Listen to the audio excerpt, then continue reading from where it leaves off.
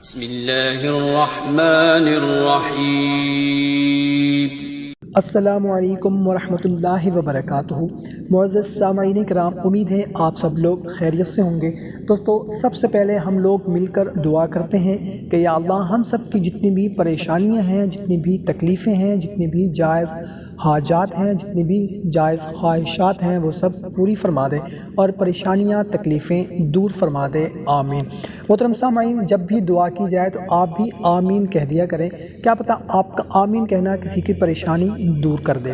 تو محترم سامعین، ہمیں بہت سے میسیجز، ہمیں بہت سے کمنٹس آتے ہیں ہمارے بھائیوں کے، بہنوں کے، کوئی قرض کی وجہ سے بہت زیادہ پریشان ہے تو کوئی اولاد کی وجہ سے پریشان ہے، کسی کی اولاد نہیں ہے اور کسی کو اولاد نے پریشان کر رکھا ہے، کسی کا قرض بہت چڑھ گیا ہے تو کوئی اپنا مکان خریدنا چاہتا ہے، کسی کے بچوں کے رشتے نہیں ہو پا رہے، مطلب کہ مختلف قسم کے مسائل میں لوگ گھرے ہوئے ہیں، لوگ پریشانیوں میں مبتلا ہیں۔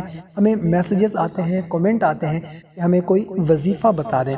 تو آج کی ویڈیو میں آپ لوگوں کو جمعۃ المبارک کا ایک خاص عمل بتانے لگا ہوں۔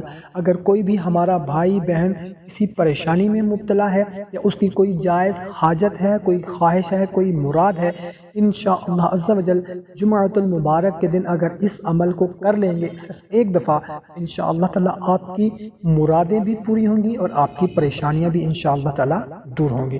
تو عمل بہت ہی آسان سا ہے۔ بتانے سے پہلے آپ لوگوں سے اتنی گزارش ہے کہ ویڈیو کو ابھی لائک کر دیں، چینل کو سبسکرائب کر دیں اور کمنٹ میں آمین ضرور لکھ دیں، جزاک اللہ۔ محترم سامعین کرام، کرنا کچھ اس طرح سے ہے کہ جمعۃ المبارک کے دن کسی بھی وقت، یعنی کہ فجر کی اذان کے بعد سے لے کر مغرب سے پہلے تک آپ کسی بھی وقت اس عمل کو کر سکتے ہیں۔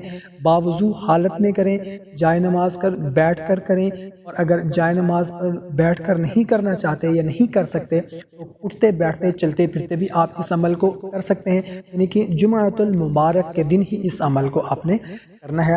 کرنا کچھ اس طرح سے ہے کہ اول اور آخر آپ نے صرف 7 مرتبہ درود شریف پڑھ لینا ہے، اور اس کے علاوہ آپ نے 4100 مرتبہ یا قابضو پڑھنا ہے، 4100 مرتبہ، اور اس کے ساتھ آپ نے 4100 مرتبہ یا باسطو پڑھنا ہے، 4100 مرتبہ یا قابضو اور 4100 مرتبہ یا باسطو پڑھنا ہے۔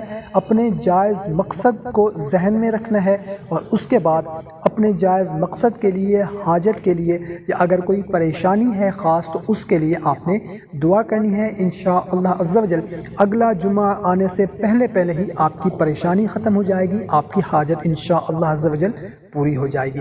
محترم سامعین، ویڈیو اگر پسند آئی ہو اس ویڈیو کو لائک ضرور کیجیے گا اور اپنے دوست احباب کے ساتھ بھی لازمی شیئر کیجیے گا، جزاک اللہ۔